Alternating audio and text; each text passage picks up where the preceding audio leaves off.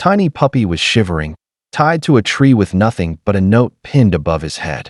When a stranger unfolded the paper and read the words, their hands started to shake, because what it said would break even the coldest heart.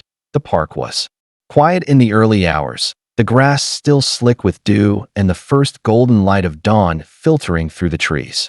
Mark had been jogging the same path every morning for years, his breath fogging in the chilly air as he followed the curve of the trail. But this time, something stopped him. A small shape huddled against the base of an old oak tree at first. He thought it might be a bundle of trash someone had left behind. But then the shape shifted, and two wide, dark eyes blinked up at him. Mark's chest tightened. It was a puppy, no more than a few weeks old, with soft black and tan fur and trembling legs tucked under its belly. The puppy was tied to the trunk with a length of green rope, so tight it could hardly move. His little ears flicked uncertainly as Mark approached, and for a moment, it looked like he might try to hide behind the tree. But there was nowhere to go. "Hey, buddy," Mark murmured, his voice catching in his throat. He crouched low, careful, not to frighten the puppy any more than he already was. The dog lifted his head, shivering, and gave a tiny whimper that sounded like a question. Mark swallowed hard, fighting the lump rising in his throat. It wasn't just the rope that made the scene so heartbreaking. Above the puppy's head, tacked to the rough bark, was a folded piece of paper fluttering in the breeze that Mark's hands were shaking as he reached for the paper.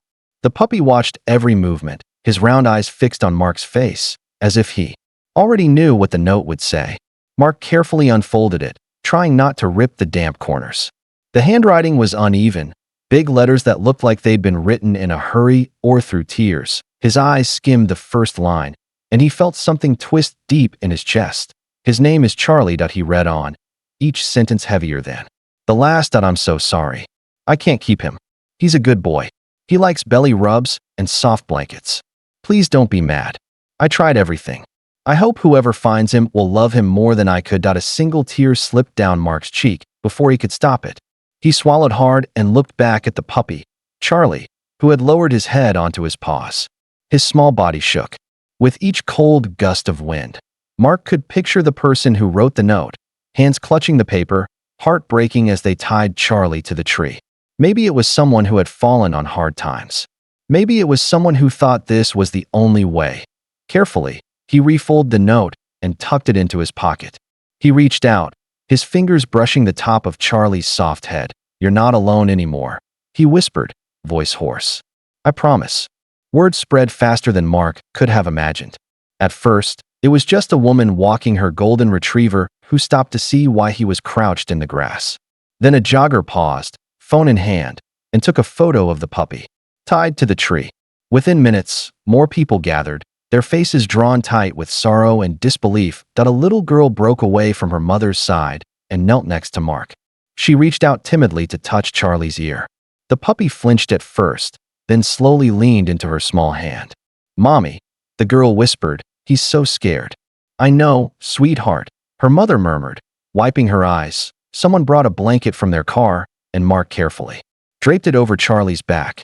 The puppy let out a tiny sigh and closed his eyes, as though the warmth was something he hadn't dared to hope for. "I called animal rescue," a man announced to the growing circle. "They're sending someone." No one left. Even though it was cold and their breath puffed white in the morning air, they stayed. A woman set a bowl of water near Charlie's paws. Another person offered a handful of treats. It was as if, together, they all needed to show him that he wasn't invisible. Mark glanced around at the strangers huddled in a rough circle of compassion. In that moment, he realized something. Maybe kindness was stronger than any sadness that brought Charlie here. The animal rescue van pulled up slowly, its tires crunching over fallen leaves. A hush settled over the small crowd as the door opened, and a woman in a navy jacket stepped out, her face kind but focused. She carried a soft-sided carrier and a clipboard, but when she saw Charlie shivering by the tree, her expression gentled. "Hi there, little one," she murmured as she knelt beside Mark. Charlie lifted his head, ears flicking uncertainly. The woman reached out her hand and let him sniff her fingers before gently scratching under his chin. "You've had a rough morning, haven't you?" Mark handed her the note. She read it without a word, but her eyes grew shiny as she refolded the paper. "I see this more often than you'd believe," she said quietly. People who don't have any options left. But this, she touched Charlie's fur. This is still better than abandoning him somewhere no one would ever find him. She checked his collar. There was none, and loosened the green rope.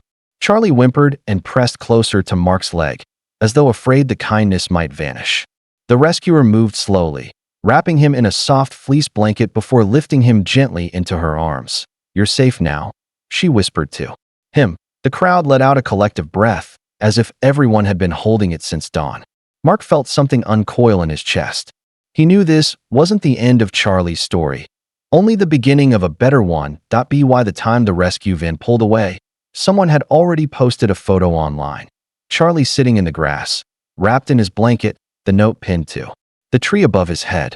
Within an hour, the post had been shared hundreds of times. By evening, it was everywhere. People all over town, and soon far beyond, were talking about the puppy tied to the tree and the words that broke everyone's hearts. Comments poured in faster than anyone could read them. "How could anyone do this? I'll take him if he needs a home. This little dog deserves so much love." The local news station picked up the story. A reporter interviewed Mark, still wearing his jogging clothes, as he stood by the oak tree where it had all started. His voice cracked when he talked about the moment he first saw Charlie looking up at him. "It felt like he was asking for just one person to care," he said, his eyes wet. "And I couldn't walk away." By nightfall, messages were coming from other states, families offering to adopt Charlie, strangers sending donations to the shelter, children mailing drawings of him with hearts around his name. And while the world was watching, Charlie slept in a warm kennel for the first time in his short life. Curled into a tight ball, he was no longer just a stray puppy. He was a symbol of how compassion could travel farther than anyone ever expected. Just 2 days later, the shelter announced that Charlie had found his forever home.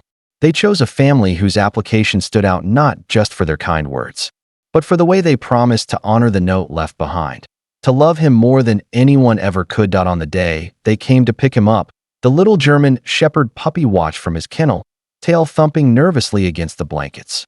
He didn't know yet that this was the last time he'd ever have to wonder if he was wanted. The new family, a couple with gentle eyes and a young boy who carried a blue chew toy, knelt down in front of him.